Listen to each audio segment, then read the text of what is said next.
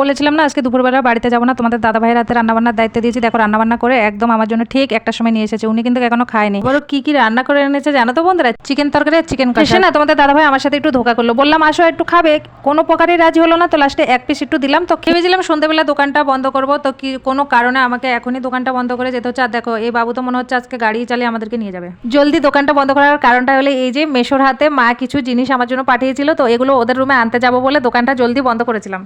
মেশো এসে দিয়ে গেলো, আমাকে আর যাওয়া লাগলো না। এই ঘি আনার জন্য দোকানটা জলদি জলদি বন্ধ করেছিলাম। আর আরেক জায়গায়ও যাবো তার জন্য, তো মা গ্রাম থেকে ঘি পাঠিয়েছিল মেশোর হাতে, তো মেশো দিয়ে গেছে এখন। তো এর জন্য যাবো বলে বেড়েছিলাম, আর গাড়িটা রাস্তায় পাংচার হয়ে গেছে। এখন তোমাদের দাদাভাই গাড়ি পাংচার মারছে, আর আমি ফোন করেছে যে তোমাদের গেটের সামনে এসেছি ঘি নিয়ে আসো, তাই যে আমি চলে আসলাম ঘিগুলো রেখে আবার যাবো। বাড়িতে যে ঘি রেখে আবারও চলে আসলাম গ্যারেজে। তো এখন এখানে আমরা বসে আছি, আর ছোটবাবু দেখো তোমাদেরকে হাই করছে। একটু পেতে হলে কিছু তো হারাতে হয়। তো দেখো একটা জিনিস আনতে যাবো বলে ভাবছিলাম, অনেকটা দরকার আমার জিনিসটা, এটার জন্য অপেক্ষা করছি গাড়িটা ঠিক হলে আমরা বেরোবো।